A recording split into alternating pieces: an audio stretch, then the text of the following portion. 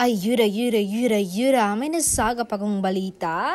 Delayed ang announcement ng Dreamscape sa project ng Don Bell. Ayon nga sa post ni Sir Eric Jan Salute, sabi niya paumanhin po sa delay ng announcement, just making sure na pulido at grand ang project ang announcement. At naintindihan naman ng mga fans ng Don Bell, ito nga ang ilang mga komento nila.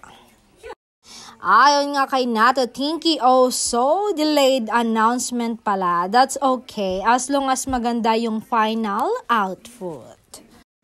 Sabi naman ni 6736, ako na ang nagsasabi na yes, super ganda, laban na laban to mga bula, #Don Bell.